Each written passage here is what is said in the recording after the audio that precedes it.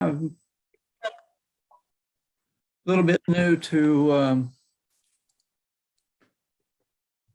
Zoom presentations, and it's been a while since I've done any kind of presentation, so bear with me, we'll get there.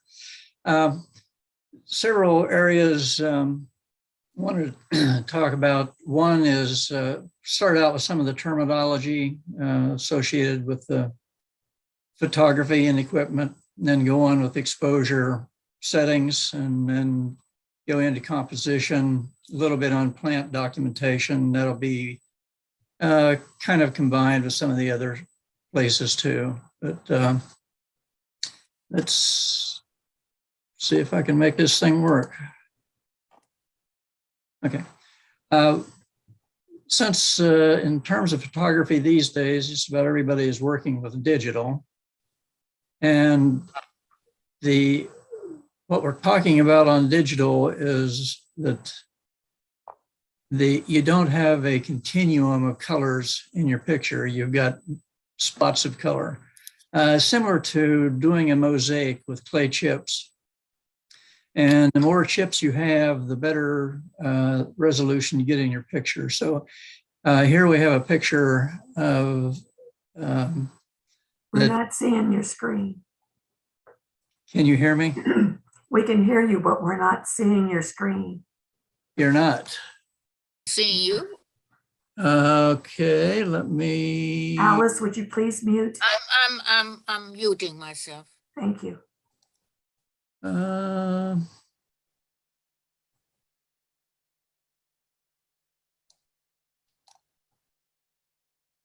Share screen. Now start with share screen.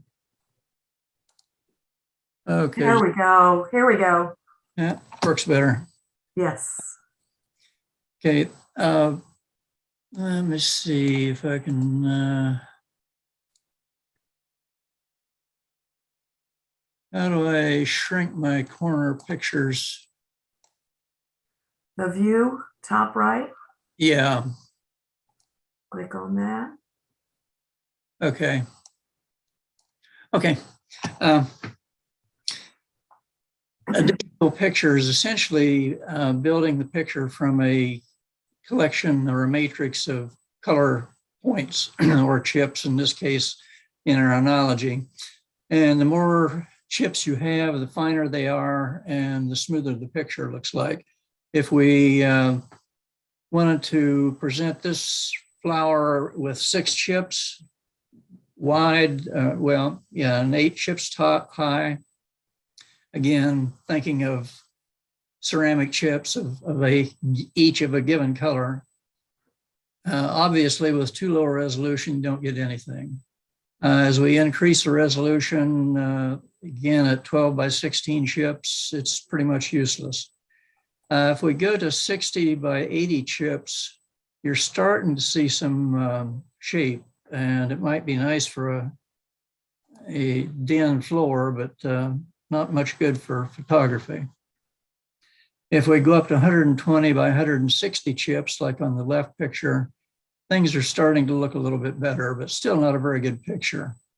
And 600 by 800 chips on this type of a display is getting back to essentially the real resolution of the camera.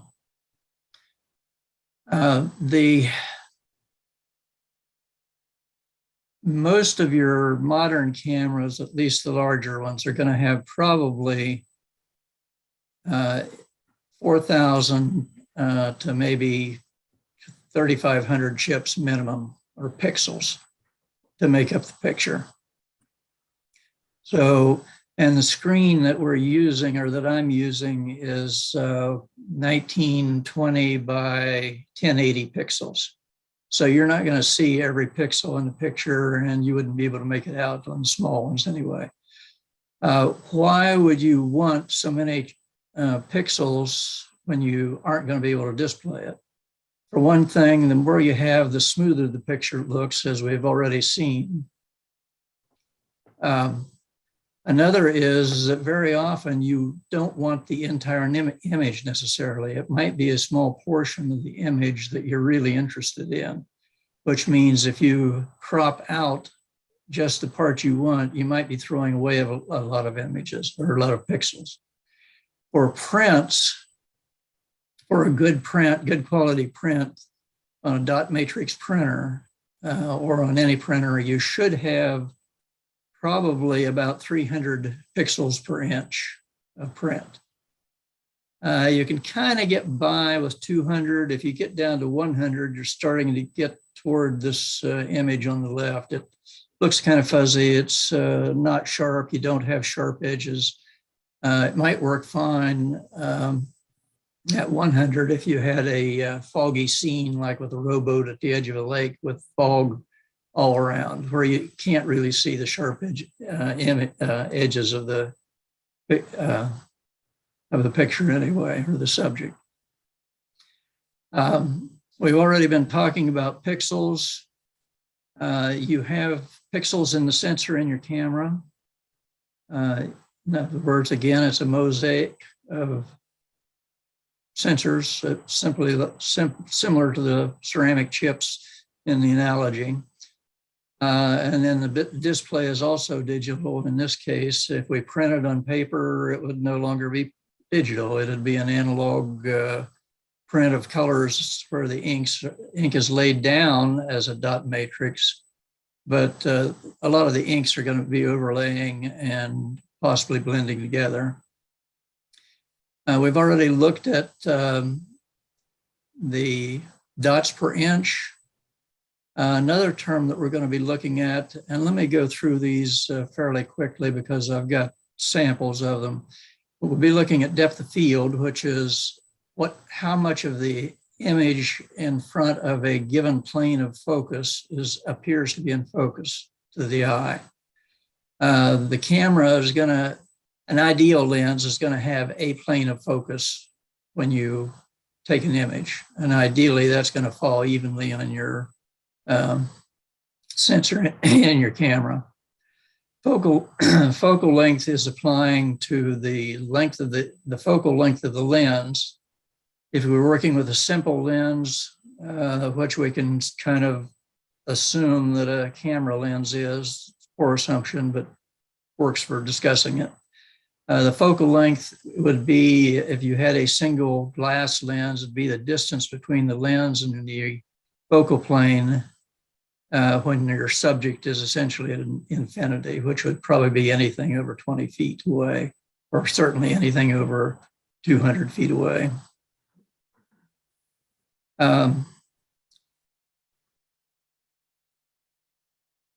When you're shooting with your camera, and again, we probably are going to go over some of these a little bit later. Your camera, depending on which model you have, may have several settings where you are, either the camera is making the decisions on how to expose the image or you are. In full manual mode, you're making all the settings, and we'll be looking at those a little bit later. The f-stops, the speed of the sensor, and shutter speed. With aperture priority, you're telling the camera, hey, I want to set the aperture manually. The camera is going to take care of setting everything else to get a proper exposure. On shutter priority, you're saying you're going to set the shutter at a fixed value manually, and the camera is going to make all the other settings. On ISO priority, that's the sensitivity of the center. You're setting at a given value. Again, the camera is making adjustments on the other settings. When we're talking about flower or plant photography, you're probably going to be most interested in aperture priority. And we'll look at that in a little bit because that is what mainly affects the depth of field. Autofocus can be very useful. It takes a lot of the worry out of what you're doing if it focuses on the right part of the image or the subject within the image. There are several modes. One is you let the camera go full auto, and that's probably going to mean that it's going to focus on the closest object. You can also, on a number of cameras, tell it to spot meter, where you're saying only look at maybe 3% a spot that's about 3% of the picture area or 6%, and do your exposure reading off of that. That's very useful if you have, say, a white flower on a fairly dark background or a white blossom. You're going to be metering mainly off of the dark background, which says make everything real bright so I can see this black object. The white object is then going to be overexposed. And the other type of focus would be manual, where you are turning a wheel or a ring on the lens or on the camera, telling it exactly where you want it to focus. That can be a little bit difficult if you're using a screen display of the focus material, because it's going to be too bright in sunlight. It's very difficult to see exactly how you're doing on the focusing. And very often you have similar settings, as I said, on the light metering. You can either average the whole thing or you can do a spot reading. Some of the equipment that I use, and you're going to be using at least a camera, and that's the minimum that you're going to have. And that can range any place from a smartphone to a pocket point and shoot to a single lens reflex or a mirrorless camera with interchangeable lenses. So in this case, I'm using a single lens reflex. The lens I have here is 105 millimeter. The longer the focal length of the lens, the more working distance you have, the further you get away from your subject. Remember that the focal length is the distance at infinity between the quote single piece of glass in the lens, which it isn't, but we can say that it's somewhere in the lens. The different distance between that and the camera sensor, and infinity on the other side. As you get closer and closer, you have to move that lens further away from the camera sensor. And if you're shooting 1-to-1, where the image size that you're taking, the object that you're taking a picture of projects an image of exactly the same size on the sensor. And on this particular camera, on the full frame 35 millimeter cameras, full frame means that it's like the 35 millimeter film that some people used to use. And I started out with that. I started out probably around 1962, dabbling with the photography, and got more interested in it in about 1990, and progressed on using a number of several single lens reflexes. But the longer the focal length of the lens, at 1-to-1, you're going to be 4 focal lengths away from the subject, the sensor and the lens. In other words, if the image size and the subject size are the same size, you'll be 4 focal lengths away. So if I have a 100 millimeter lens, I'll be 400 millimeters away from the subject when I take the picture.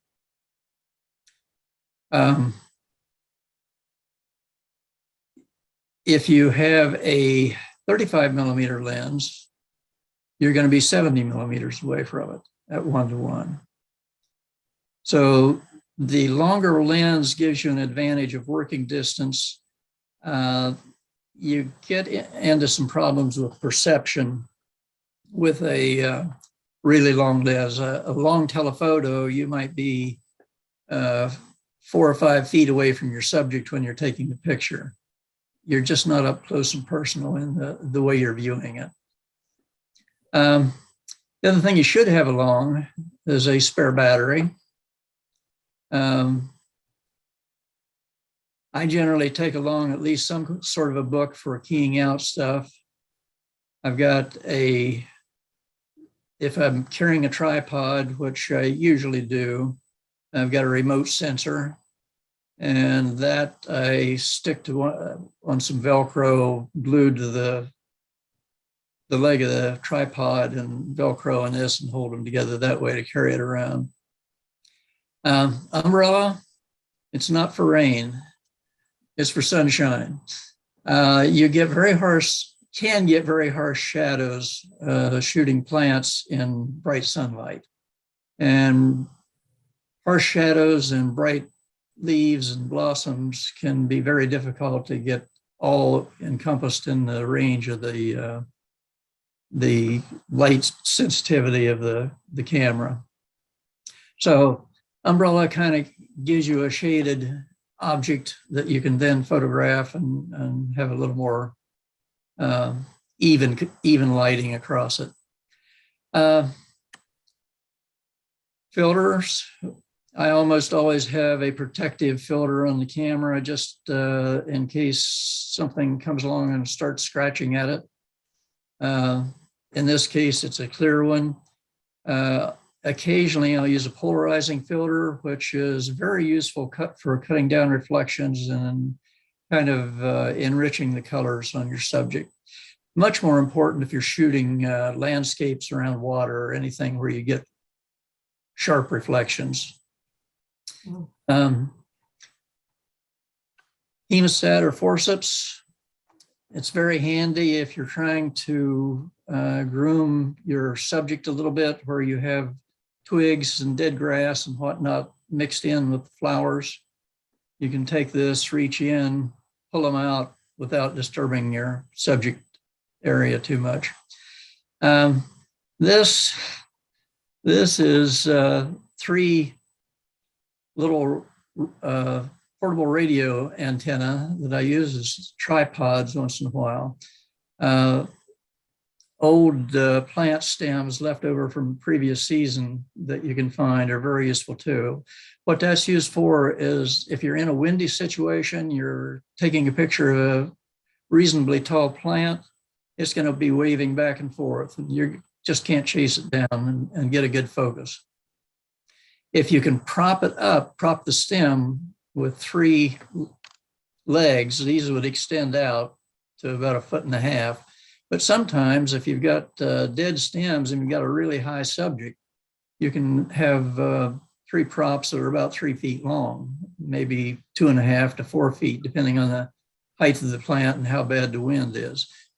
It can make a whole lot of difference. The tricky part is just being careful that when you have these 3 legs up against the stem like a tripod, that you don't get the place where they're overlapping the stem in your image.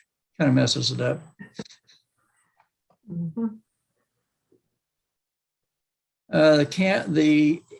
If you're getting serious about it, you're wanting to do close-up work, a tripod can be extremely helpful. The obvious use of the tripod is to stabilize the camera so that it's not moving around and blurring your picture. The one that I have is, this assembly is about 8 pounds. So it's kind of like carrying a gallon of milk around with you when you're using it. You can get by with lighter ones, particularly with the digital systems.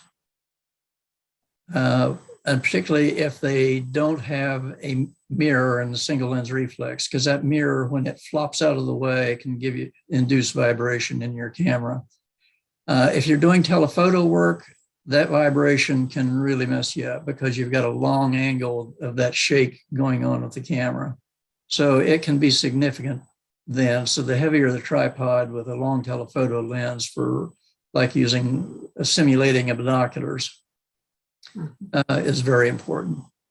This particular one has an articulating head over here that you can turn it so that your camera is going to be sitting out here to the side, mounted on a plate here on the right. And this can be adjusted from vertical to horizontal by releasing a clamp on that part of the head. Forward and back, in other words, toward you and away from you, you can tilt it by loosening this axis of the thing. The other thing that I have that I really like, particularly for close-up work, is a sliding fast release plate. If you don't have a quick release plate, when you mount your camera on the tripod, you have to use a screw like this and match it up with the camera, the screw threads in the camera, tighten it down, try to get it turned the right direction every time, and then you're ready to go. With a quick release, this part of it can be taken care of and left alone. Now all you do is just mount your camera on this and it slides on, clicks into place, and you're ready to start manipulating it. There's also an adjustment here for turning the head, pivoting it around. You can go 360 degrees. Here's my remote release that I keep attached to the leg with Velcro. It's a little bit risky. It may get lost, but so far I haven't. But it's easy to take off and use. And I got a quick playing with my mouse. It likes to move things around. One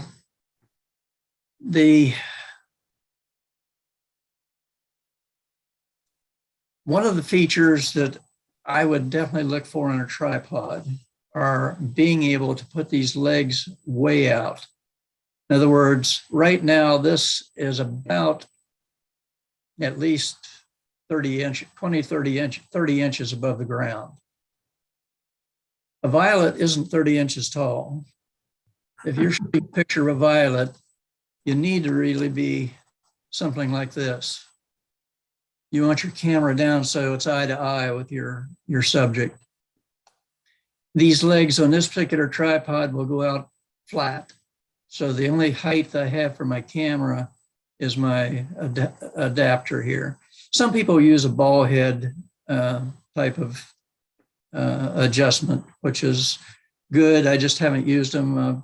Not sure if they're going to be all that great for me.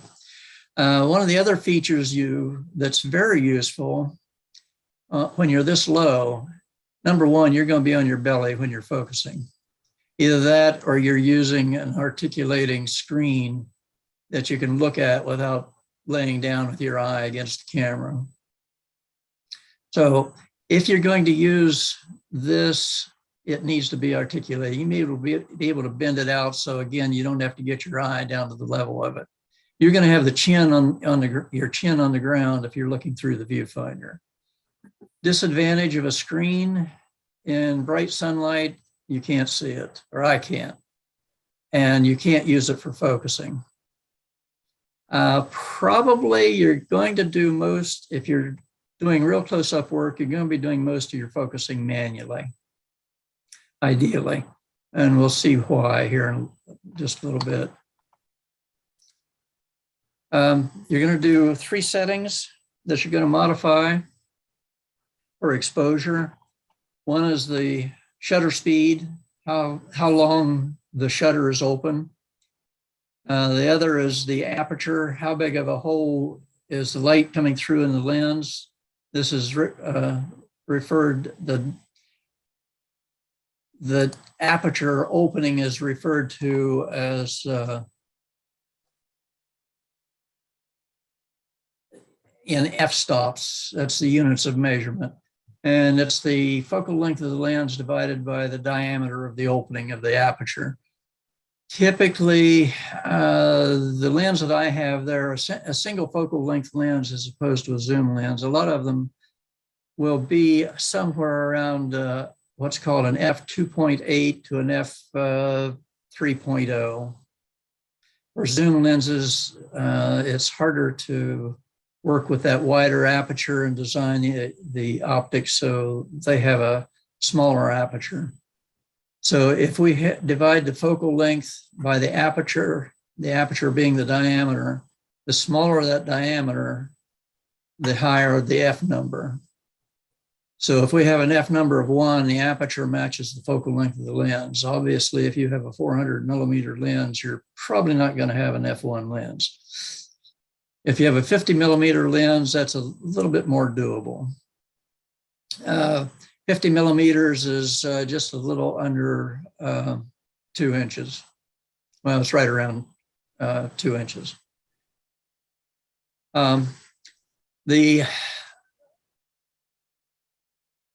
ISO setting, before I forget it, when you're doing your questions, if you have them referring to the presentation, down at the bottom of each slide, there's a number. That is a slide number, and you can reference that in your question. We can find it and look at it if we need to bring it up again. But back to exposure settings. Sensitivity, referred to as the ISO, or no units on it. It's linear. In other words, if you go from 1 to 2, you've doubled the exposure, or if you go from 2 to 3, you've increased it by half. In other words, 1 more than 2. Typically high values, even on your digital cameras, are going to be around 1,000 to 5,000. On the older film cameras, a lot of the films had an ISO of something like 50 and maybe even slower. The lower the ISO, the less sensitive it is to light. With a lot of the common digital cameras, you can't go much below 200, the ISO. That would have been a fast film in film days. And 1,000 to 50,000 would be just about unheard of in film. The disadvantages of high ISO, the high sensitivity, is it's also sensitive to low level noise within the sensor. So then that gets recorded in your picture, mainly in the darker areas, but it can be objectionable if you go really high. Plus the contrast seems to be a little bit exaggerated. If you go up to 25,000, you're probably not going to get a high quality picture. Might be usable, but not high quality. Major effect of it, it allows you to use a fixed or a combination of shutter speed and aperture to take care of adjusting the exposure. And you can use a fixed combination and vary the sensitivity for different light conditions. In other words, if you're using one shutter speed and one f-stop or aperture setting, then you can vary the exposure of the image with the changing the ISO, either making it more or less sensitive. The other factor that you're going to modify in adjusting exposure is the shutter speed. This is more important in action shots and sports and so on. The shutter speed is the length of time that the sensor is exposed to light. You're essentially accumulating light on the sensor. The longer you leave that sensor open, the more light you accumulate, and the brighter the picture will be. So if you have a very short shutter speed, you're not exposing the sensor very long. In high motion, rapid moving things like wind, and particularly in birds or sporting events, you may be needing a shutter speed of something like 1,000th of a second to 1/4,000th of a second. That's not very long to be exposing it. Typically, I guess I'm probably shooting more around 1/400th of a second on most of mine.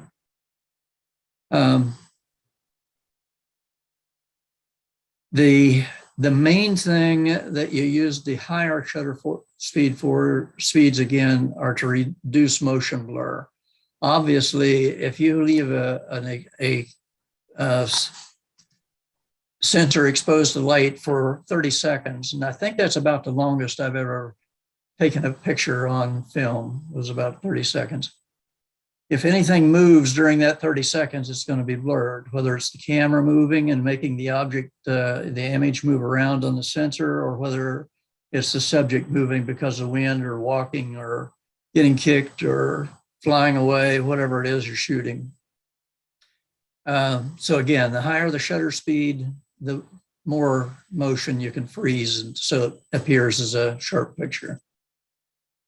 The f-stop, again, that's the aperture, the hole in that the light is coming through. Typically on lenses, you'll see these settings as the standards. These used to be the fixed f-stops on a lot of the earlier lenses on cameras. In other words, if you had a 2.8 f-stop lens, usually you refer to the widest aperture of the lens when you talk about the speed of the lens. 2.8 was fairly common on 50 millimeter lenses. And my mouse is wanting to, oh, okay, there we go. Notice that every other one goes up by a factor of 2. In other words, 2 to 4 to 8, 16, and starting at 1.4, and that's a wide lens. That's a high speed lens. You just don't see those very often. I don't know why my mouse is not playing nicely with me. Again, 1.4, skip 1, you're at 2.8. Each step in this, you're changing the exposure of the sensor or your image by a factor of 2. In other words, when you go from f1.4 to f2, you're getting 1/2 the light per unit time hitting the sensor. When you go from 1.4 to 2.8, that's what we call 2 stops of change in the exposure. Each one of those is 2. If we go 3 stops, that means an 8-fold difference in your exposure. In other words, you could go from 1 second to 1/8 of a second. That would be 3 stops change in the light levels. So 8 stops, 8-fold, it's 3 stops. So it's 2 times 2 times 2, the change in the exposure. Now, what do we see? What is one of the main effects of the aperture in addition to changing the exposure? The major effect is depth of field. Again, that is how much in front of and in back of the focusing plane that you're focusing on appears to be in focus. The wider the aperture, the narrower the depth of field. In this case, depth of field, I'm focusing on this line on 1 inch on a ruler, or 10 inches rather. And we're looking at, this is from 11 inches to 9 inches. This is a camera looking down about a little less than 45 degrees at this ruler, and I'm taking the picture. So I'm seeing about 2 inches in my viewfinder. My viewfinder is 1 inch wide. So this would be like a 1 to 2 image size. Well, actually, I set it out to the closest focusing is 1 to 1.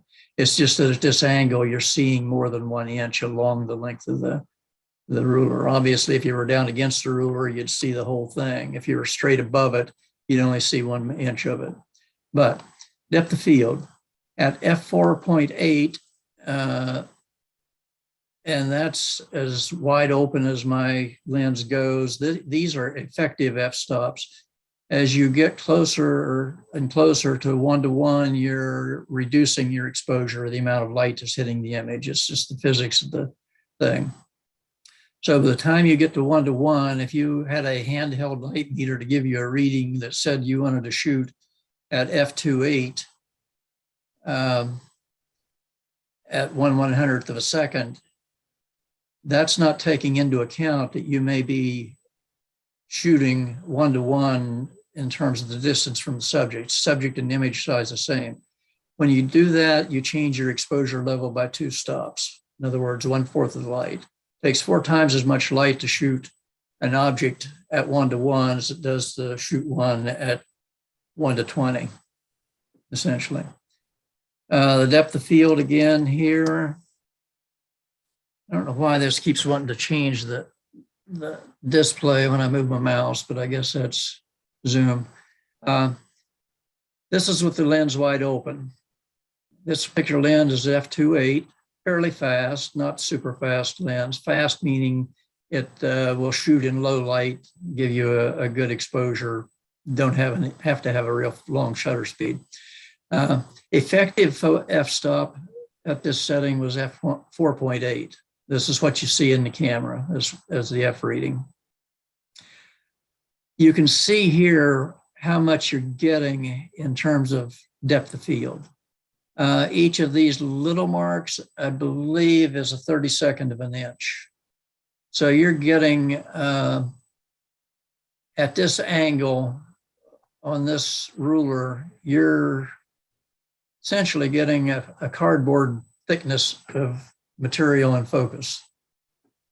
As we go up to F11, which is a fairly high F number, but this is effective F number, remember. This is probably about 2 stops off from what your camera, if you were doing a dial setting on it, would have said.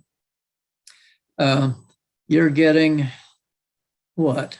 Not much more than 1/4 of an inch in focus, in front of and in back of the actual place that you're focusing.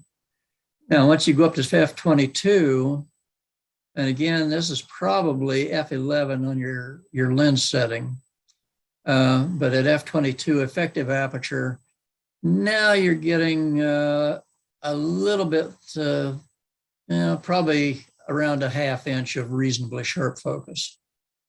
At F45, and I've never shot that high, believe me, you're getting 1.5 inches in front of, well, total distance between the front of what appears in focus and what's out of focus.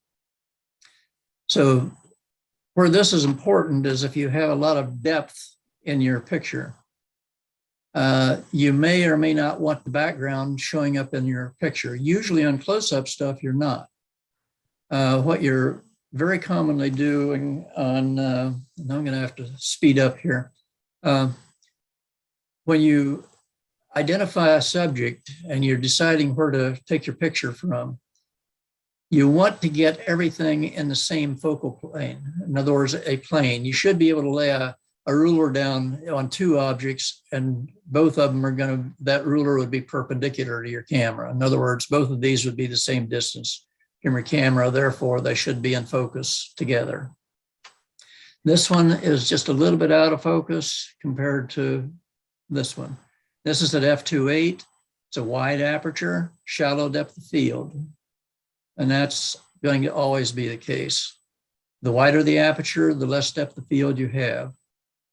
On a very wide and a narrow aperture, F16, notice that both flowers look very well in focus, but we're also getting a fair amount of the background in focus, which can be distracting.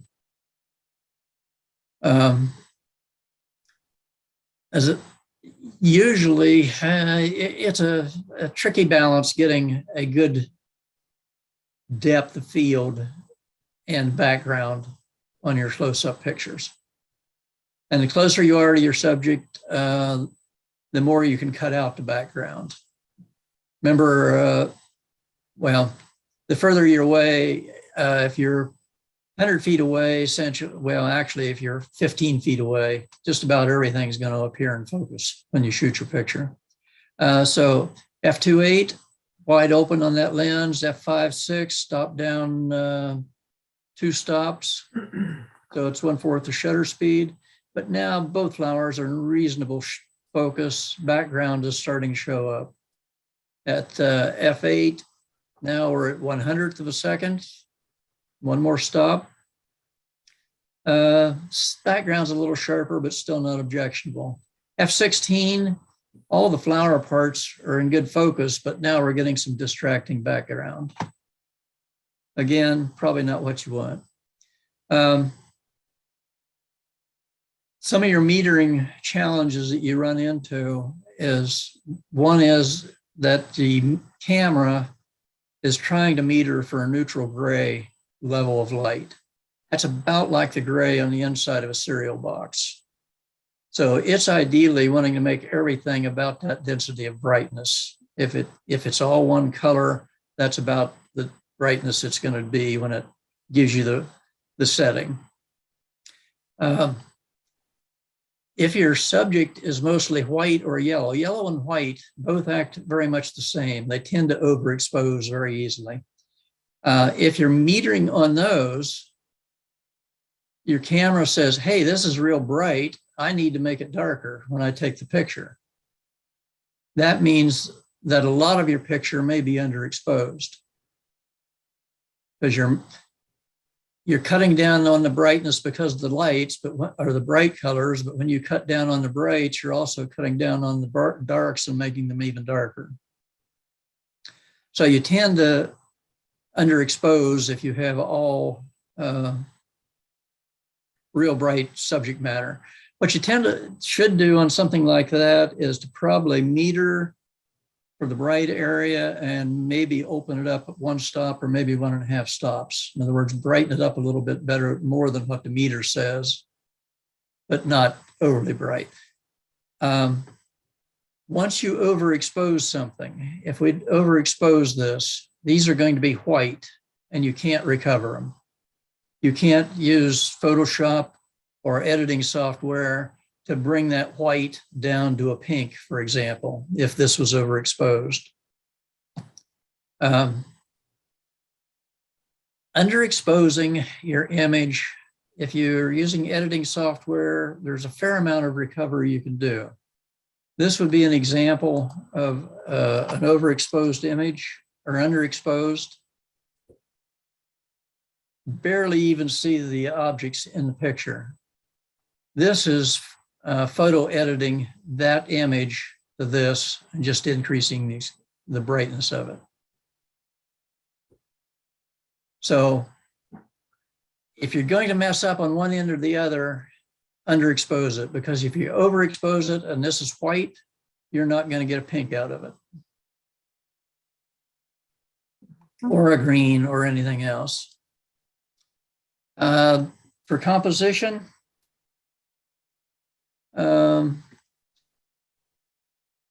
one of the rules that you hear a lot about is rule of thirds, where you take your sensor area, divide it into the vertical into 3 sections, the horizontal into 3 sections. Supposedly the most interesting picture areas are at the intersections of these lines. In other words, if you put a flower here, it would be more important or more pleasing and catch your eye quicker than if you had a bunch of pictures scattered around out at the edges. Your eye's going to go there first, or here, or here, or here. So one of the earliest rules of composition is to try to put your main subject on one of these. To me, that doesn't work. Particularly when you're doing close-up stuff, you have a lot of material on your subject. It may or may not fit there nicely. What I try to do is treat the flower blossom, if I'm shooting a flower, like a person or an animal's face. In other words, you don't want that person sitting over here looking out into the wall and say, okay, I'm going to take your picture there. It's going to be much more pleasing to you if that person is sitting over here looking at this wall than if he's sitting here with his nose against it. Just doesn't feel comfortable.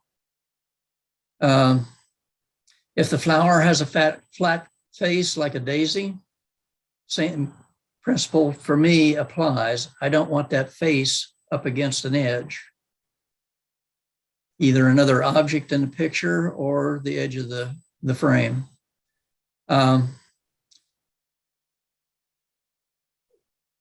Another thing you probably should avoid doing is having a real strong diagonal line in your picture. Let's say you were doing a landscape and you had a path, or you have a stem on your flower, or a pattern of it is a diagonal. You don't want that going straight into a corner. Take that, if you're going to have the diagonal, go have it in somewhere outside of the corner. Doesn't make any difference which direction you're using it. Just try not to take a strong diagonal and end it at a corner. Here's an example of a flower that's kind of facing you, and this is about my favorite angle for shooting flower pictures, if they have a flat face at all. It gives you more depth of what you're seeing in the flower. If you're looking straight at it here, then all you're seeing are some petals out to the side and some dots in the middle where the stamens are. You don't see the detail and the depth in the flower if you're straight on. If tends to be a flat flower. So a lot of my images are at this kind of an angle to the face of the flower. Likewise here, I'm not straight up and straight above the flower looking down. Here we have a fairly strong diagonal. Again, up here, it goes into the corner, but you've got something strong pulling your eye away from it. This isn't detracting from the picture that much, even though it does go to the corner. A lot of my shots I have in mind, I want to show the structure on the flower, not just get a pretty picture. And if I can get two flowers like this, one that has kind of a face and a definite profile that's different, if I can get something like this, that's what I'm going to get. It's not a bad picture. It might be prettier if I just took this picture like this and have it by itself. And I have some later. We probably aren't going to have time to go into them here unless people just want to hang around. But here I've got two views of the flower blossom on this species of flower. Plus I've got information on the sepals and where it's attaching. So in terms of the composition, if you're documenting the flower, the documentation and the detail is the priority. In other words, you're going to violate a lot of the composition. You can violate the composition rules because it just isn't there. If you're shooting the attachment of a leaf to a stem, that's not a really great composition, but you might be able to see the hairs on the stems and and how it attaches. This one, really, there's no blossom that needs some face room. So to me, a central position fits fine. Now you may want the picture up here to the top, closer to the third mark, or down to the bottom, closer to the third mark to make it a little bit more interesting. This is pretty well up to the top in the third. And if people were explaining that they are accomplishing this on their pictures, usually anytime it's not dead center, they're calling it on one of the thirds, whether it's clear out here or up here, or whether it's down here, just so it's not on the center, it's on one of the thirds. So to me, this is a weak rule. If nothing else is going for you, try it. You know, if it works, great. If not, don't panic. This, a lot of color, I wouldn't call it a good picture. It might be fun for pixel peeping. Pixel peeping is when you zoom in and look at the very fine details, even down to the pixel level on the flower. So this, you know, what's the structure on this? If I could zoom that in and magnify it on the screen, I could tell. What's the structure in this flower? You know, what's it doing? Again, I could zoom in and look at it. So usefulness, yes, it's useful. It's not something you're going to sell 1,000 copies of, though.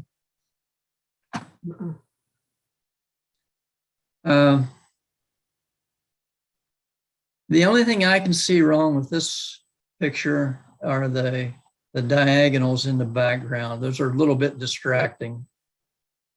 Otherwise, I like this picture. Notice that the dominant part of the subject is this blossom. I'm giving it the most headroom over here. This one could use some more headroom, but it's not what catches your eye first. I'm kind of, when I'm positioning things, I'm kind of moving things around to where I feel comfortable looking at it. Whether I'm doing it right or not, I don't know, but it's for my viewing. And the next topic was documentation. Go through this very quickly. Again, rules of thirds and all the rules of documentation or composition are essentially out the window. The main thing you're wanting to get is the details of the plant. And if you're wanting to really document the plant, you're going to have to take more than one image. And I use image in place of picture pretty much interchangeably, but that's what I'm talking about is a picture or the image. You'd like a habit shot of the plant. In other words, what's it look like if you're standing back and look at it? Like a picture of the flower, you'd probably want a picture of the back of the flower to see what the sepals are. You would also want to get, and this isn't one, but a close-up of the stem, because that a lot of times is diagnostic in keying out the plant. Does it have hairs on it? Do the hairs point toward the end of the plant, or do they point toward the root of the plant, or do they stick straight out? It can make a difference on some of the keys where you're keying out the plant. Again, in documentation, this was a 1 millimeter subject in this area. On this little thing here that looks like a wood tick, that's actually the pod of seeds, or the collection of seeds inside under one of these scales. Oh my goodness. So this is a composite, and this is one where I zoomed in tremendously on a high resolution image, probably 1:1, but I might have been taking the center 10th of the picture and zooming it up to a fairly small picture, but to get this amount of detail. So documentation is a whole different game on photography. This is a better display of that we were just looking at. Again, this was about 1 millimeter. 3 or 4 of the seeds in here are about 1 millimeter. So this whole thing is about what, 3 or 4 millimeters? So you're less than, you're less than 1/4 of an inch clear across this thing. Fairly complete documentation, but not complete. Habit shot, what's the plant look like? What's the flower look like? The sepals are important in identification, the little leafy structures on the back of the flower. The leaves are important. How are they attached? Are they opposite, swirled, alternate, and so on? Is there winged around tissue around the plant? Are there hairs on the stem, and so on? So for documentation, you're looking for detail. And that's all I have on the slide material. Let me see if I can bring up.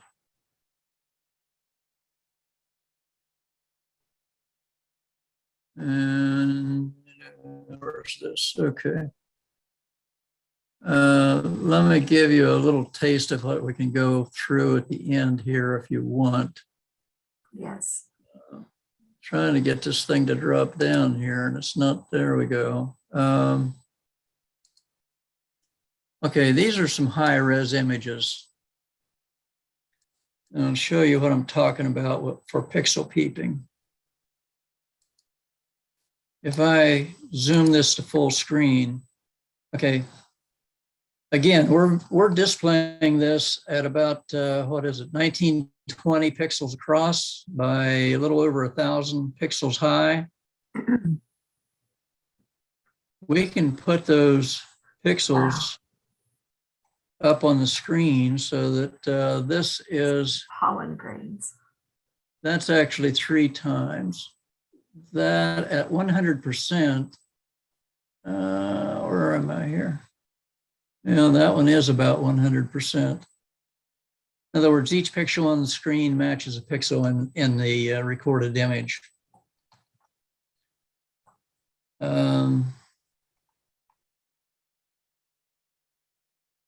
This is I like this picture.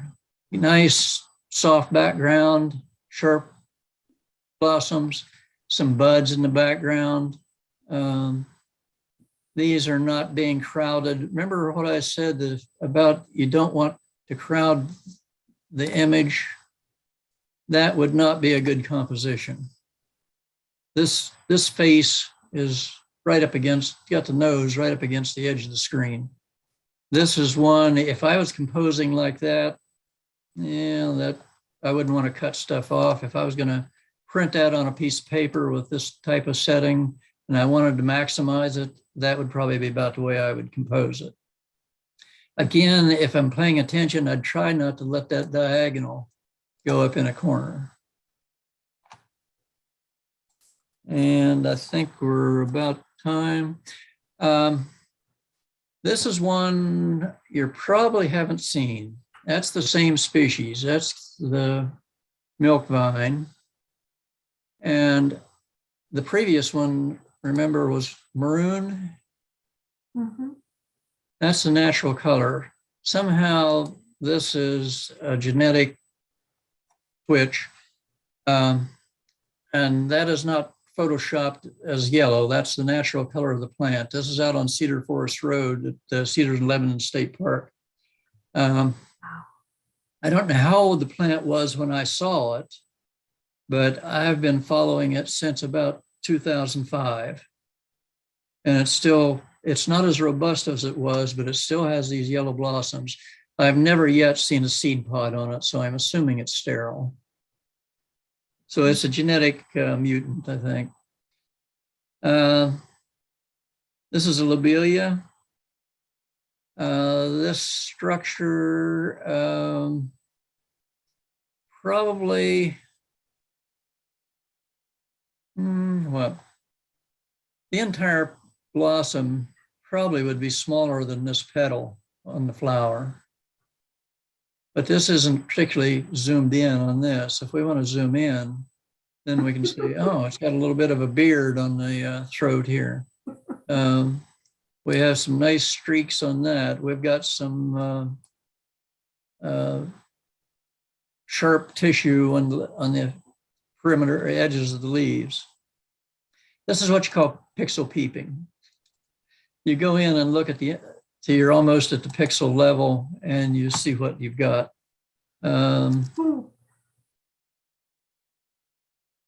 Let's see what we can do. Okay, this is one totally face on. I'm not facing any side of the picture.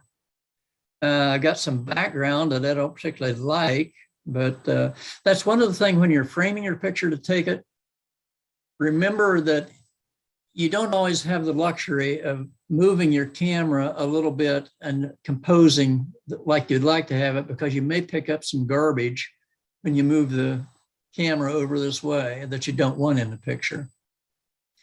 Another thing, if you're planning on printing pictures, don't compose in your camera to where you've got the exact thing you want on your print.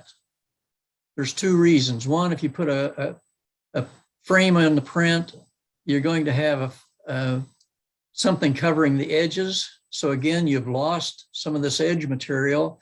Now your petals might be clear up against the mat on the picture. So leave some room to manipulate the mat around the picture, but also a lot of times once you print something, it just doesn't look as good as it does through the viewfinder of the camera. And you wish that you hadn't put it exactly as you did in the camera. So if you make it a little bit smaller here and pick up a little bit more of the background or the outside perimeter, even though you may not want it, you can crop it out quite easily with the software later. It gives you a little bit of wiggle room to do some fine adjusting and positioning it within the printed area.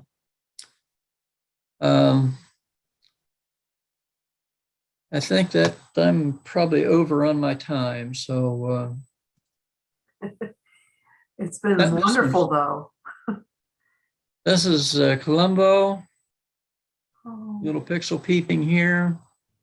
It's one of the weirdest flowers I've seen. It looks like it has hairy warts on the petals. But, and I don't know if the next one, okay, that's when the stamens aren't so close together. That's kind of what I like to see in the way of sharpness. But that's about, I think, the end of the presentation. If people want to stick around later, we'll we can run through some of the high resolution images and flip through them, and maybe if you enjoy them, you might like looking at them. I don't know. Are you ready for some questions then? Yeah, I'm ready. All right. Does anyone, if anyone has questions, unmute yourself and go ahead and ask. Yes. Anyone? I'm on the equipment. No, I wrote it down what I wanted to say. Yeah, on the equipment, always travel with a string, with a rope, because you can tie the branch that is in your way. You can tie that away, and also have one of these foldable auto shades, or one of these things you kind of twist it together, Yeah, and it's about this big, and you can use that for reflector. yeah, that's And, an and- excellent. Yes, That's an excellent idea. If you want to go economy, you can get one of them that they use for windshield sunscreen or sunshades that fold up, and you use in the windshield of the car. Mhm. And you can get those with a shiny surface on them for reflecting light. And that's a real good point. If you've got bright sun and you're wanting to get more of the underside of the leaf or shaded areas in the subject area exposed properly, you can reflect more light in the shaded area. Mhm. Or on those screens, if you need shade overall, you might be able to shade the whole subject. I have a question for you. If and Alice is done, doesn't sound like she is. at Harbor Freight, they used to give those little flashlights away, but now you pay for them, but that's still all right, because you can have the flashlight and put more light on a dark subject.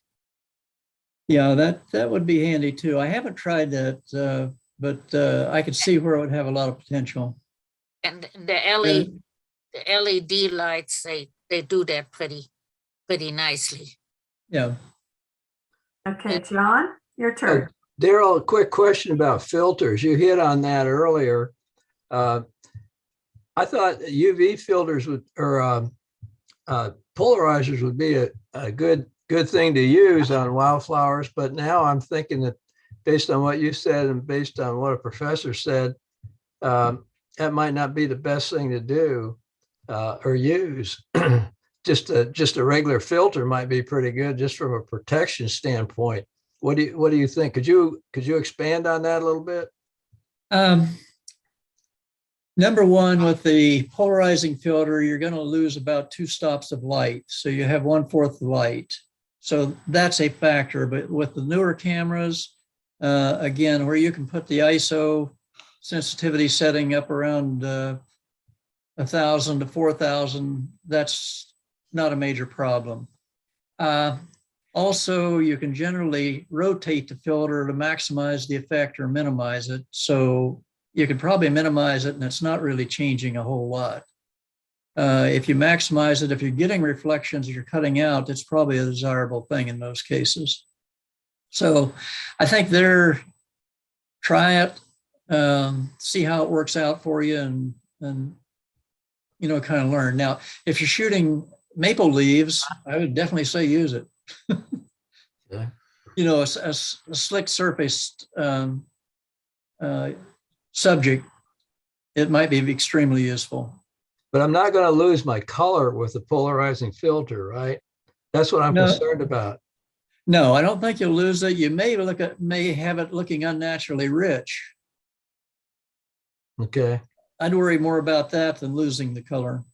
But you could always work with that in photo or Excel. Yeah. Yeah. Yeah. Okay. Any other questions?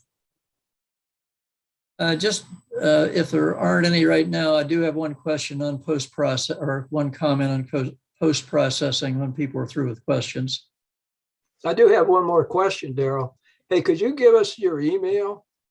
Would you be willing, if we took some pictures, to QC anything if we sent them to you? Or is that too much to ask? No, that should be okay. We can put that on the website, can't we, Karen? Certainly. I'll put it in with the video. Okay. I might Contact have, Darel at. okay, I might have a different email address for you for that. Okay, Check with me before. will do.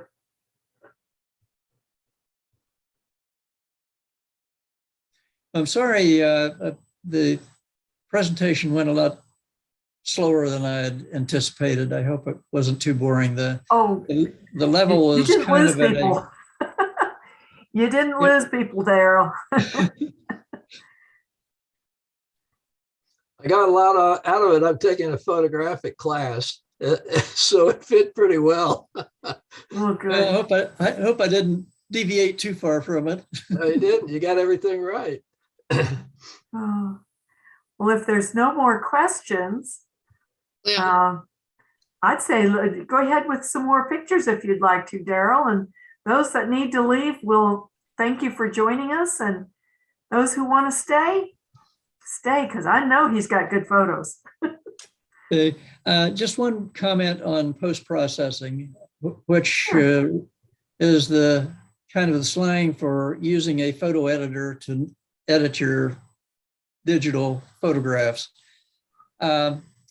Doing very simple editing, you can make a lot of difference fairly easily in terms of exposure, contrast, and brightness.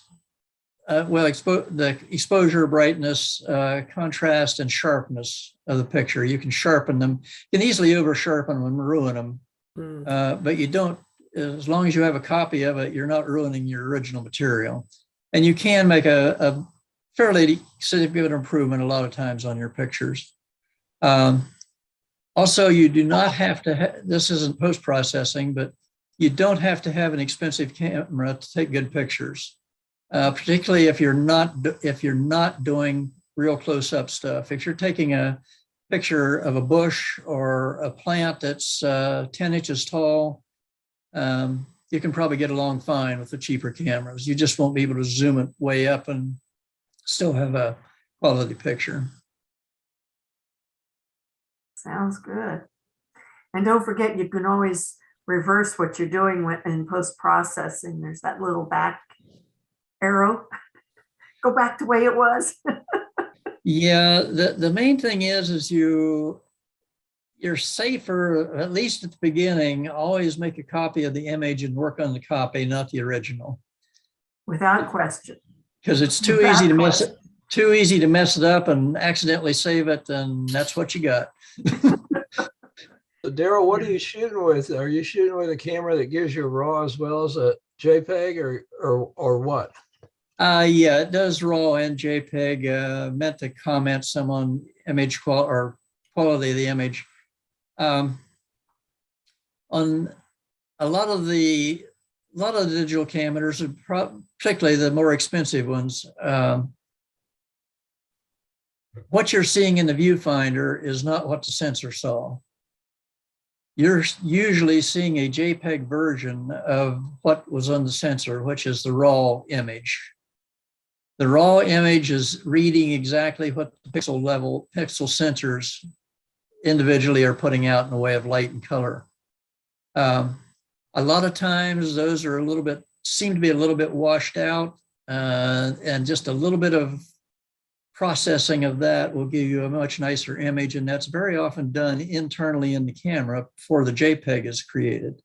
A JPEG is a version where similarly colored pixels are combined together with a count and locations and value so that it can reduce the size of the picture. For example, if I looked at this image and said, hey, I've got 100 pixels here with that have essentially the same color. They aren't that extreme, but the concept is there.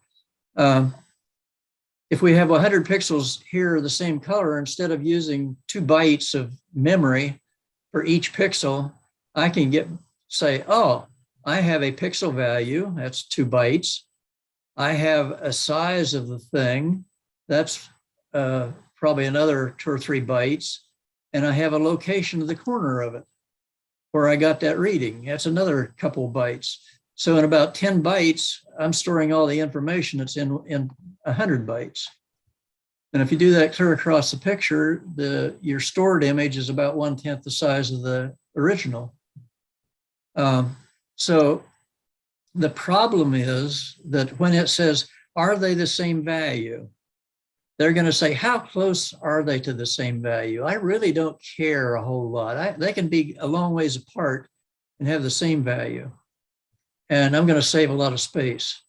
Now, when I display that and redisplay those patches of similar area, if it was saving too much space, it's going to say, hey, this whole area is all one color. Close enough for me. I'm going to call it the same thing. But now when I reproduce it, this is going to be one block of that color. So the more it compresses it, the lower the quality of playback that you have on it. Now, it can save a significant amount of file space. Generally, I don't like to go below about 85% for the picture quality. A lot of the software, you've got a rating between 0 and 100% quality. 100% quality is almost a pixel per pixel saving. It doesn't do much compression at all. But when it does compress and it says these nearly the same pixels are the same, and I'm going to record them as the same, it can't reproduce them in their original values. So you've lost some information on your playback. And each time you do that save, if you save it if you load it into your processor, make a little bit of a change, doesn't have to be much of one. It's going to say, hey, I've got an edited picture. It's been changed. Do you want me to save it as a new image? And you say yes. The time you go through that 3 or 4 generations, you're going to have a pretty lousy image. Mm. TIFF, on the other hand, is lossless. TIFF. Okay, let's see if I can find my images. There we go. All right. Darel, I've got to go, but thank you. It was excellent. Oh, thank you. I need to hire you. I'll see you soon. Okay. Take care. Do you recognize the background? Yep. You I are. think I've seen that before. Uh-huh. Bye-bye. For those, that's an inside joke. It's one of Darel's photos. It's probably in this list somewhere, but I'm not sure. Let's go down to, well, let's go with that one. We've probably already looked at these. I'm going to reduce this picture size just a hair. Okay, if you look in the upper left-hand corner of the dark window here, the file name is listed. And in most cases, it'll be a scientific name in square brackets, followed by a common name in parentheses. So, and I hate to admit it, but in the past 2 years, I've lost a lot of picture names, plant names. Let's go on. We've seen that one. Seen that. This is a common yard plant. This is a henbit. Ah, pretty. And a little bit of pixel peeping. Look at the hairs on these. Mm. And this, anytime I'm taking a picture, I'm trying to get, if it's convenient, get different angles included of the subject matter in the same picture. And this one, I'm getting a very nice profile in 2 different ones and a nice head-on face picture. So it adds information that's available to me when I look at the picture, particularly if I want to zoom in and say, well, what have we got down here in the way of, additional sepals and hairs and whatnot. How are the stamens arranged in the flower? And let's see, wrong thing to hit. I just hit full screen. Okay, that one we've looked at. Okay, that's kind of similar to the one that Kim had up there. This is one of my older pictures. This is the first. Oh, wait, no.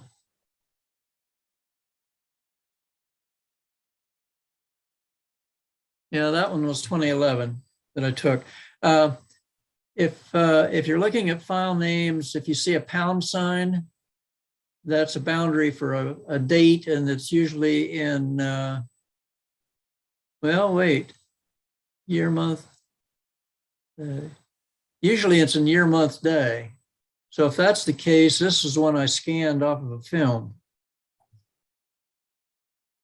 Tennessee coneflower. Mhm. Oh, This is another coneflower. This is a wavy leaf, purple coneflower, Echinacea simulata. I've seen this out around Flat Rock at Cedar Glades. That's the only place I've seen it, but I haven't looked for it that much. It's a real pretty flower. See the pistils? wow. And the pollen, yellow pollen, can't really make out pollen particles. Here's globs of pollen on that.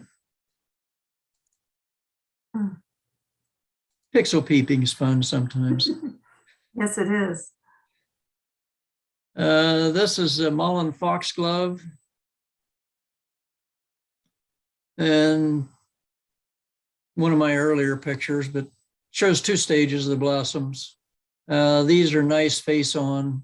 Now I could have gotten way over here to the left and gone straight face on with this one, but I think it just makes a much better picture, not having the edge of this, but having this face, having both of them slightly face on. And again, if you're too straight, you don't see the depth going on in the flower as well as you can if you're off the side just a little bit. Yeah. Gattinger's prairie clover. That's, that was from 1994.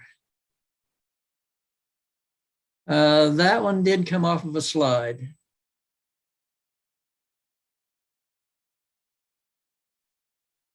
Wow.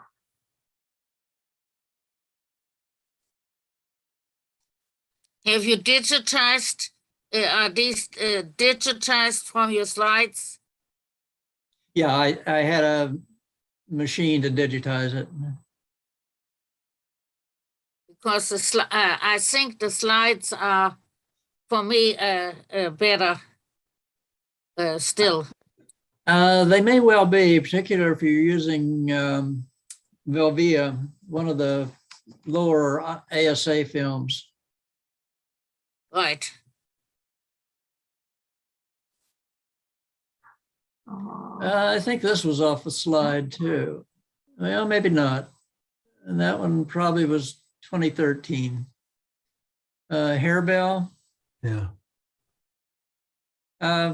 This this is, I'm not 99% sure this was taken with a flash, and I didn't mention flash on the camera.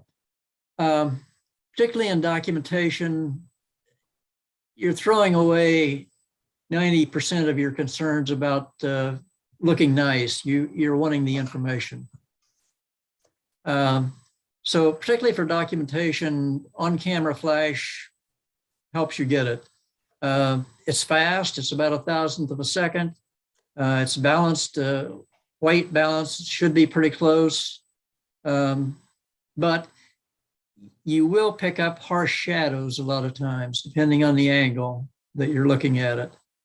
And the background will go black. In other words, the stuff up close is going to be close enough to expose.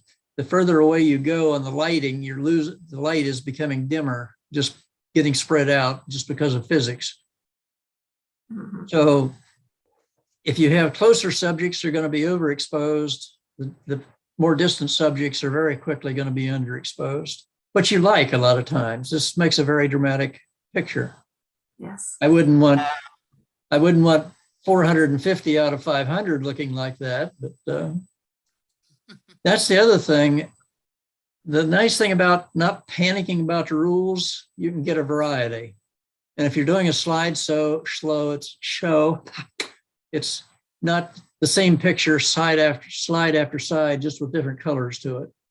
Yeah. If I had 400 pictures of a flower sitting here looking to the left and a kind of side view of it, that'd get old pretty quick. Mhm. What do we got up here? Kind of out of focus. Look at the hairs on the petals.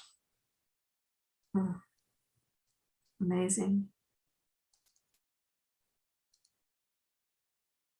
This Darel, one's what, pretty. excuse me, Darel, what do you use for your color setting on your Nikon? Are you looking for the real vivid colors? No, What is I it? try to Just go with, normal? You just use normal? normal or a little less. Okay. I would say if I'm really wanting to save the images, I will probably at least touch up 80% of them, at least a little bit, with the photo process or the computer processing. So what Nikon do you shoot with? It looks like you use a Nikon. I have a 7000 and a 750. Okay. The 7000 is a 2/3 sensor and the 750 is a full frame. Your name, I missed it. I'm sorry. My name is John White. Okay. Yeah, I just bought a D850, so I'm learning about that. Oh boy. That would be nice. It's really hard to find lenses for SLRs now, new lenses. Mm-hmm. Looks like all the production's on the mirrorless. Pixel peeping. Foxglove. And not too good. We're probably pretty close to the resolution. Not all pictures come out good and sharp where you can pixel peek a lot. Okay, here's one that this part up here really does not contribute to the nice warm fuzzy feeling of the picture. But it does contribute information about the plant. Probably it would have been better to have, let's see if I can do this, to have maybe cropped that more like about that than what I have, getting rid of some of this distracting material up to the back, up in here. It's not bad, but it's not ideal in terms of composition. You're too hard on yourself, Darel. This is probably about my favorite picture I've ever gotten. This was off of film. The yellow lady slippers. This was up from Shenandoah National Park. This is one my wife was helping me. She had, I think I had a windshield reflector or, shade. She was holding it, reflecting sun up here to this part. This would have been in the shade, but she was reflecting light up, and then the main light was coming down this way, and combination turned out just good. You can see the detail on the leaf a little more. Yeah, getting the shadows coming across them. This probably would have been very dark without her reflecting light up on it. And that's something you can do with the carrying a reflector. And that white umbrella that I had can do the same thing to a certain extent. A flat piece works better though.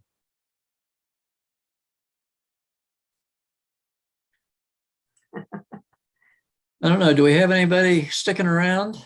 Yes, there's Yeah. a few of us. Yeah. That's blueberry. Yeah, it is. Very good. Soil has to be acid. Huh? The soil has to be acid, not on my Oh. limestone.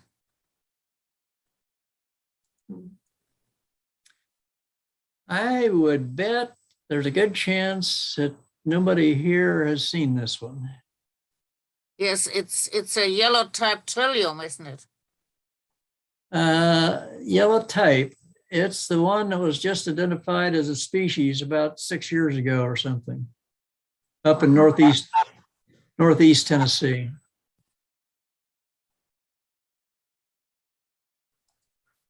But it's a nice trillium. Yeah. Mhm. Very long. Get the term on the petals. Yeah, Darrell, you know, I've seen it. I think I was with you when you took that picture. Yeah, you probably were. Yep. I'm 99% sure you were.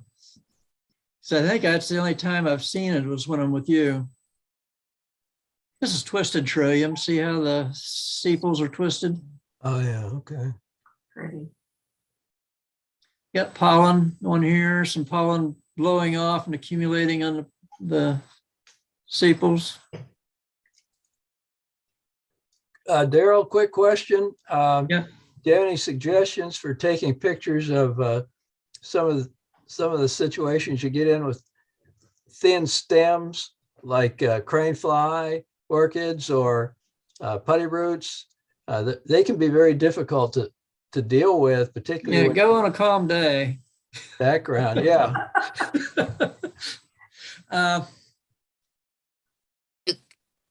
Yeah, finish your question. Are you more concerned? They're just tough to shoot, particularly without a background. I think you almost have to put something behind them like a sheet to get the effect you need. Yeah, that's something you can do also. That's another thing you can use, either sheets of different colored paper or even that, the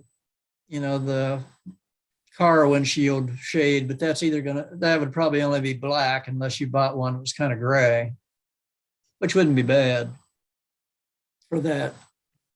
Dale was here on Horse Mountain and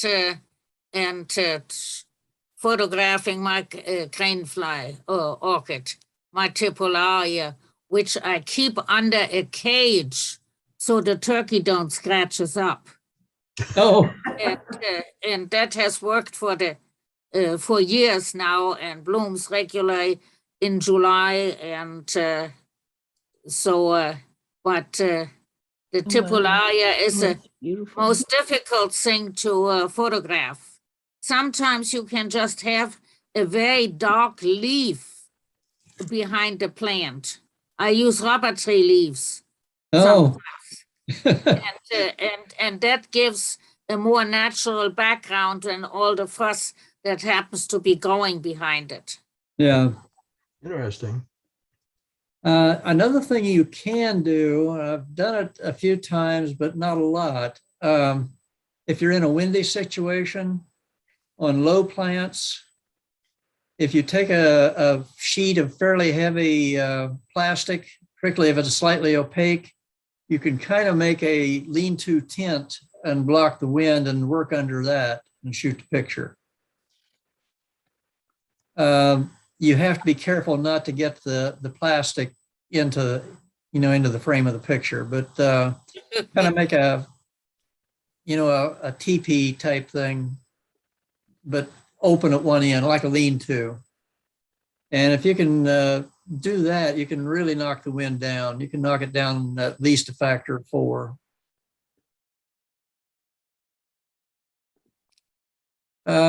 This was a flash, and it's probably been edited, but notice the dark shadow underneath.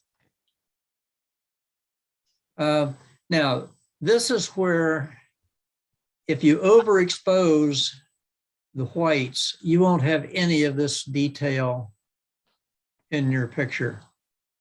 It'll be all white. And you could very quickly, well, this butterfly isn't bad, but exposure looks like it came out pretty good on this. Mhm.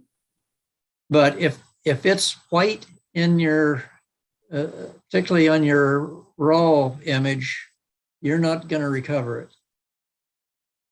If it's a little bit dark, you can recover those, but whites you can't.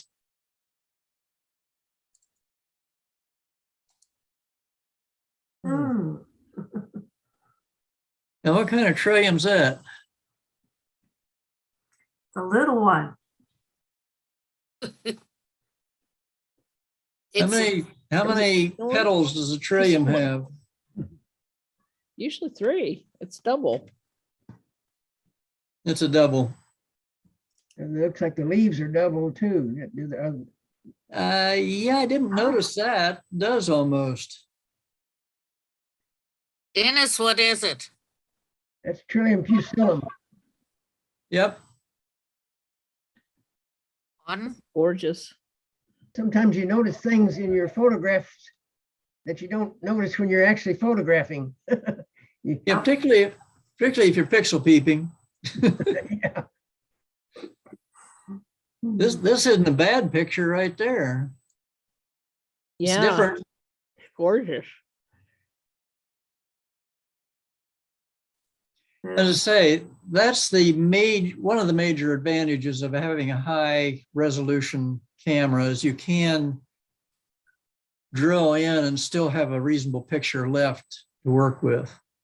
You can throw away 3/4 of your pixels and still have something that's left that you can look at. So do you think that's tetraploid? I don't know enough about it to say that's what's causing it. I kind of recollects that being a characteristic of tetraploid, but I don't know. That's a wonderful picture.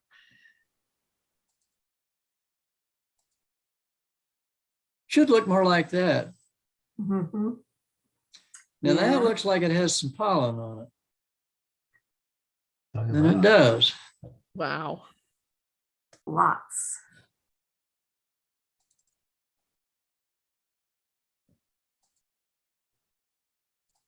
Mm.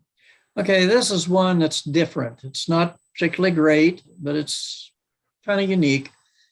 This is the goat's beard, yellow goat's beard. This is about 3 inches across. Right. It's a big, Tragopogon? huh? Is that Tragopogon? Yes. Okay, got it. Now, yellows are very easy to overexpose, and this really should be cooled off a little bit with the photo editing and made a little bit darker. But yellows are about like whites for getting overexposed.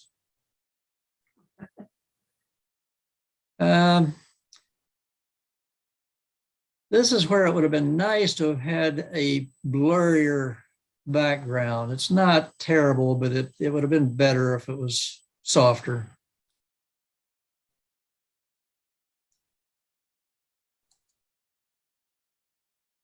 Yeah, it's just Solanum. yeah.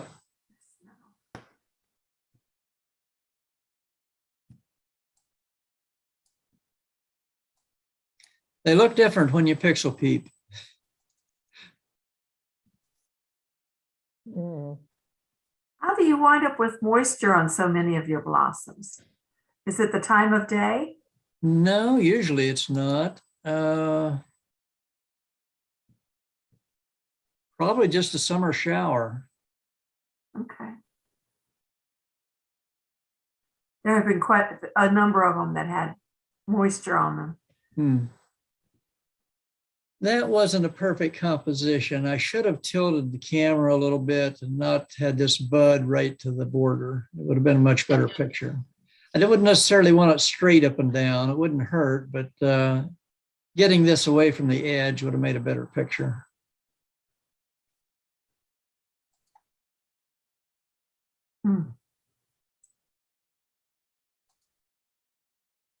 That was my first crop on it. And then later on, I noticed that the bud was chopped off and did it with the one we just saw. This one had a lot of post-processing. You can't really see it, but okay, see these petals? A lot of the petals were like this, and I filled them in with color so that they weren't so blotchy. Oh, okay. But doing something like that takes a lot of time. If there's a lot of, okay, this is where we're talking about overexposed in the background here. There's no way you're going to get any detail out of that by making it darker. But you remember on my presentation, the dark picture where it was lightened up, it was still usable. Darkening this for this particular part would not be usable.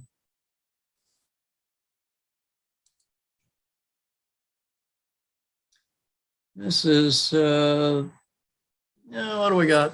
Sida spinosa, prickly fan petals.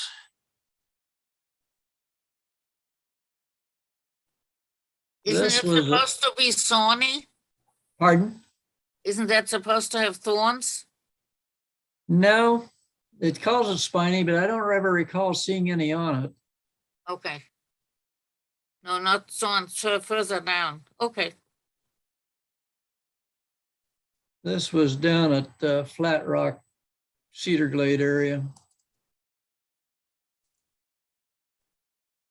This is kind of a weird one. It's a one seed burr cucumber.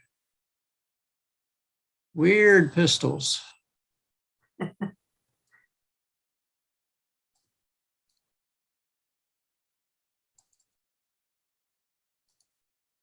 Okay. Succulents. This is Sedum pochellum in the winter. Totally different in summer. Okay, I'm going to go through these about 2 or 3 seconds per slide. If somebody wants to look at it closer or zoom in, just speak up and I can go back. This one was taken on film.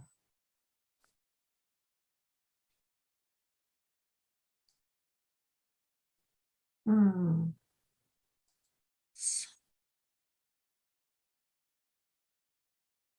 Sweat fly on a rose. Yes.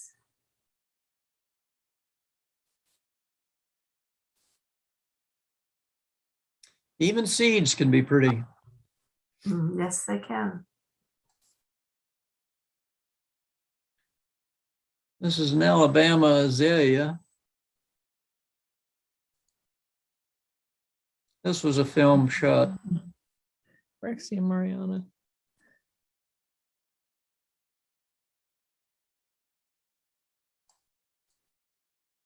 Most of the film, when I was shooting film, was Fuji Valvia. Right. So you digitized all of these from film? No, not all of them, just some of them. Okay. Most of them are digital. No, I didn't get that one weeded out. That's okay. What's he doing? Needs a haircut.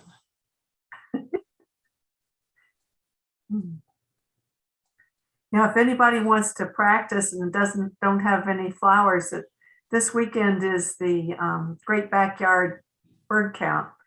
So go take some pictures of birds for practice. Yeah. Good. Pardon? No. Oh, maybe I'm just talking to the choir here. I don't know who's left. One big advantage of a tripod for close-up stuff is it really makes composition a lot easier. In other words, if you're trying to bend down and take a picture of a flower, you're going to be weaving all around, or I am anyway. So the composition is changing as you're sitting looking at it. And if you're waiting 2 or 3 minutes for the wind to set down, you're going to be kind of tired sitting there. And by the time you shoot your picture, you're not going to have it composed the ideal setting. Whereas if you got the tripod set up, you can fine tune that to, get the composition you want and wait until the wind dies and click the shutter release and you got it. Hopefully. If you don't want to bend down that far, you can hold your camera upside down. That helps a little bit of getting down. Very little with my tripod. If I'm Well, not laying it, necessarily with a tripod, but yeah. Oh, yeah, for just holding it. And well, no, that would put the camera up higher and get your eye down lower. Might help with the viewing. When I first started out with a tripod, I didn't have one that the center pole would reverse. In other words, well, it would reverse, but it didn't go out to the side. And the only thing you could do on that center pole was to turn it upside down so that your camera was hanging down between the tripod legs. And talk about trying to get on the ground and maneuver and get something focused. I got tired of that quick.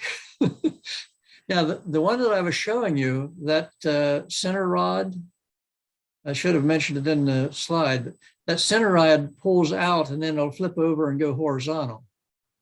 So that gives you a little more range.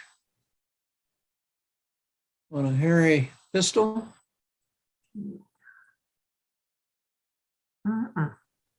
That's limestone fame flower. Now, talk about one that waves in the wind. The petiole on this is not much bigger than 2 hairs.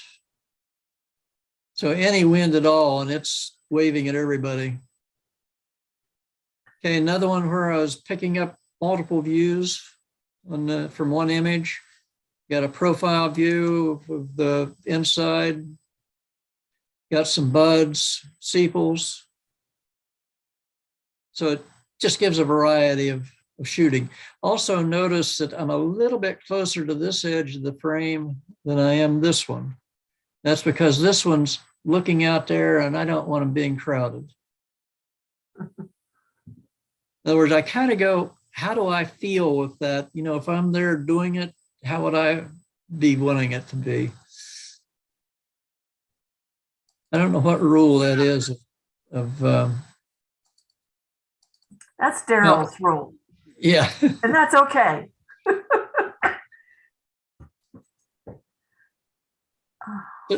That's a common glade flower.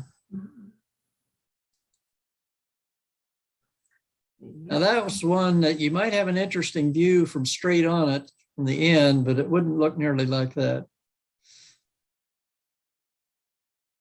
And I really like that picture. Yeah.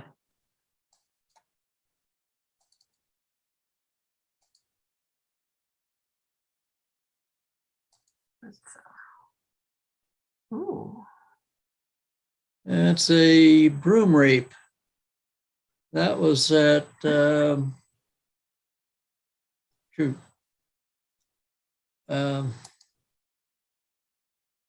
forget the national park over by Gatlinburg.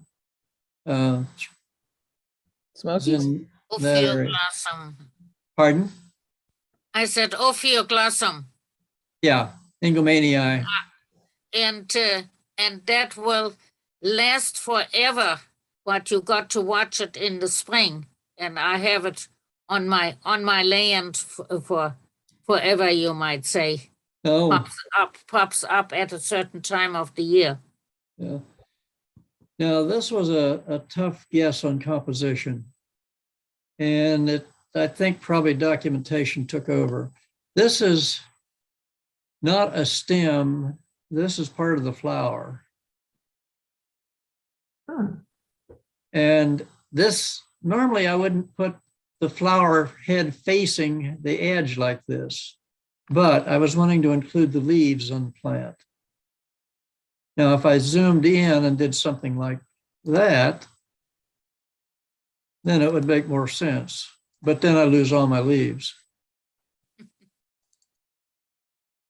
One thing, when I first started doing, well, first started probably the first 10 years of doing plant photography, if I was out, particularly if I had my tripod and everything else with me, when I'd come up to a plant that I was wanting to shoot, I might walk clear around it looking for different angles of, for best exposure, composition.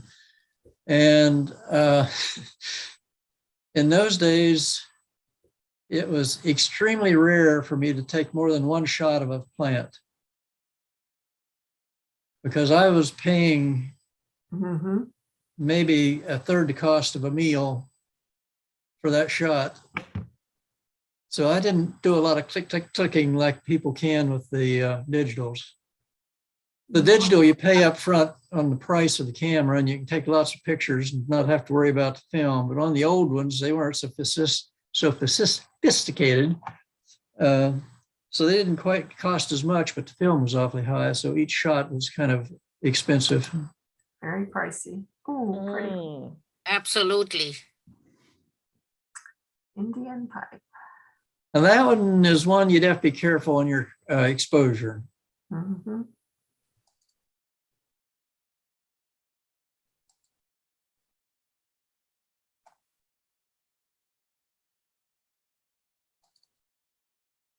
That's full frame. Probably, if I was wanting a good picture of it, I would go more with something about like, I can't move it to the side there. I'm not going to be able to do it. It's bringing everything in. I don't have enough room. What I'd like to do probably if I was going to compose it would be to have a frame maybe around like this, giving it more room toward the edge, but tightening up in the back and get rid of some of the background junk. Bergamot. Well, no, Now that's an interesting one. That That's a flower, yeah, huh? that's a mitella. When I first saw it decades ago, I thought that was the most fascinating thing that And ever that's existed. not a whole lot bigger than a BB. Right.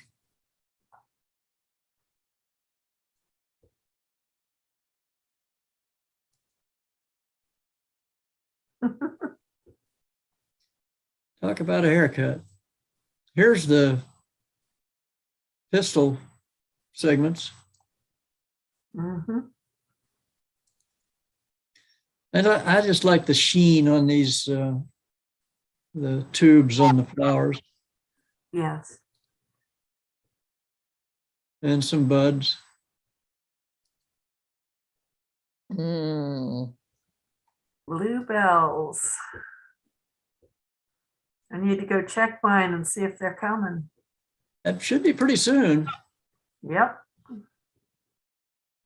Oh, should this be was, above ground probably today or tomorrow. I'll take a look at least. okay, this is two different croppings of that picture.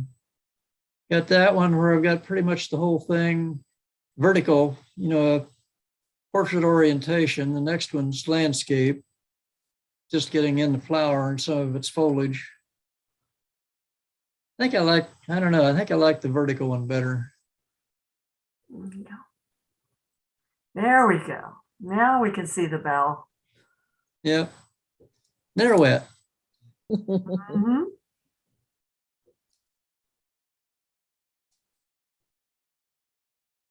That's another species of anglepod.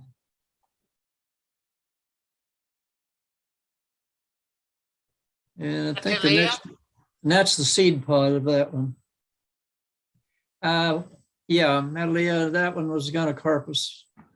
Oh, how about pictures when it opens up and the seeds fly out? I got a whole bunch of those. Oh, I don't have any of those. Oh, welcome. Come back to my place. It's right there every year.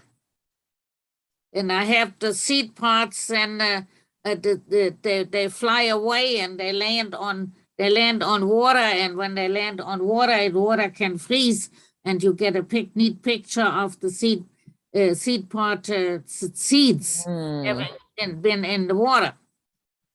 Ice.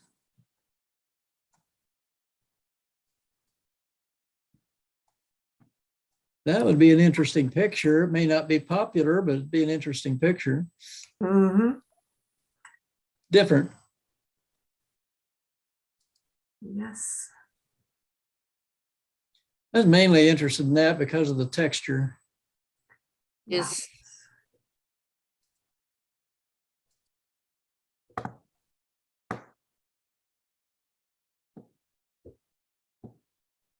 This is one of my earlier film ones.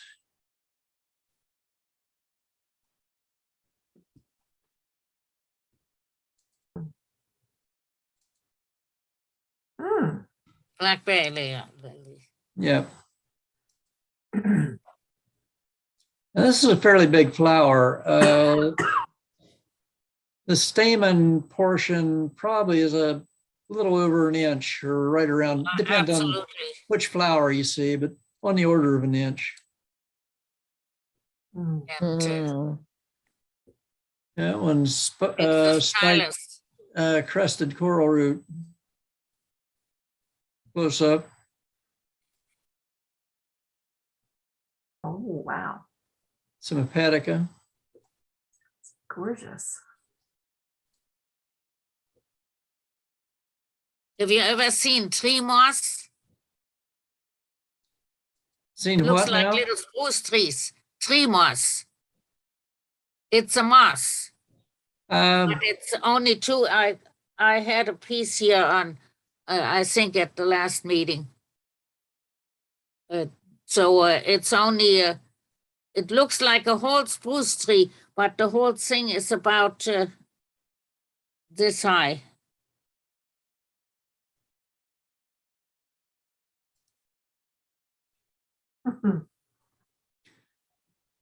I have that one on a business card. I can't imagine why. Wow. Nice.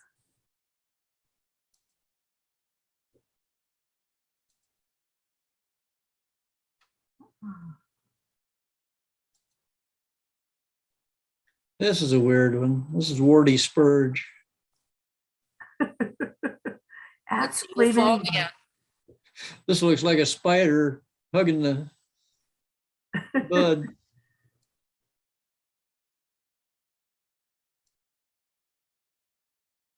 And they I can kind of like that. Kind of like that one too. Sundew. Rosa. Yes. Rosa. Well, I don't want to keep Stars. people beyond their time. Well, I'm no hurry. Pardon? yeah, I Uh, have camera question. Okay. I have camera question. Very important.